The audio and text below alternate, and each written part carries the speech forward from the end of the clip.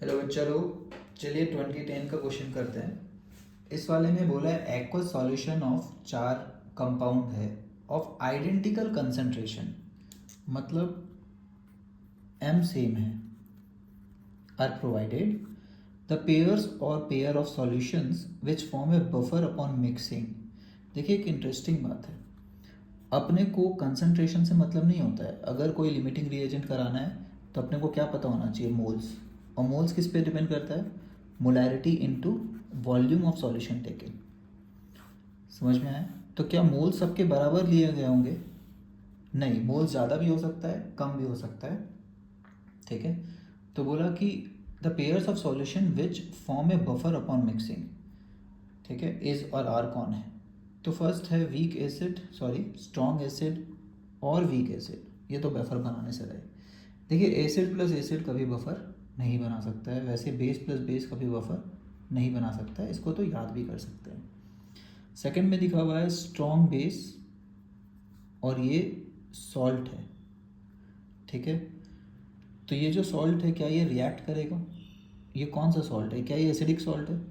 नहीं, ये basic salt है, क्योंकि NaOH से बना हुआ है, तो ये बेसिक सॉल्ट है। क्या बेस बेस से रिएक्ट होता है? नहीं। अगर यहाँ एसिडिक सॉल्ट होता ना तो रिएक्ट हो जाता, NH4Cl होता तो KOH से रिएक्ट हो जाता है। तो ये रिएक्ट ही नहीं होगा तो ये बनाने का तो बात ही खत्म।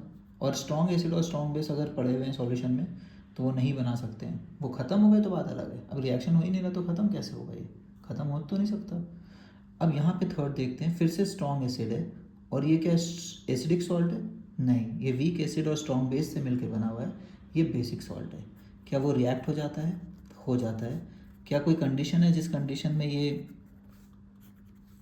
क्या बना रहा है अपने को? CH3COOH वीक एसिड मिल गया, प्लस NaNO3 वगैरह कुछ बनाएगा, उससे अपने को मतलब नहीं है ना। सॉल्ट बना रहा होगा यहाँ पे एक न्यूट्रल टाइप का। तो अगर ये लिमिटिंग रिएजेंट है, कौन सा? ये स्ट्रॉन्ग एसिड, तो ये तो ज़ीरो हो गया, ये कुछ बचा होगा, मान लेते हैं ये कुछ बचा है। ठीक है, और यहाँ पे ये भी बचा है। क्या मिक्सचर ऑफ वीक एसिड और वीक एसिड का सॉल्ट होता है बफर? होता है। तो अगर HNO3 लिमिटिंग क्वांटिटी में लिया गया तो ये बफर बन जाता है, कोई दिक्कत अपने को नहीं होना चाहिए इसमें। ठीक है, फोर्थ ऑप्शन वीक एसिड, और वीक एसिड के साथ क्या है? वीक एसिड का सॉल्ट। ये तो डायरेक्ट बफर है, ये इनडायरेक्ट बफर था और ये डायरेक्ट बफर है। वीक एसिड सबसे पॉपुलर ऑप्शन है, तो वीक एसिड और वीक एसिड का सॉल्ट विद स्ट्रॉन्ग बेस, तो इसको अपन बोलते हैं डायरेक्ट बफर। ठीक है, तो अपना ऑप्शन क्या आ गया? C&D। तो C&D आर करेक्ट। ठीक है, तो आई थिंक रट लेना चाहिए बफर, डायरेक्ट इनडायरेक्ट मेथड क्या क्या होते हैं। तो इन दो क्वेश्चन से काफ़ी कुछ कवर हो जा रहा है।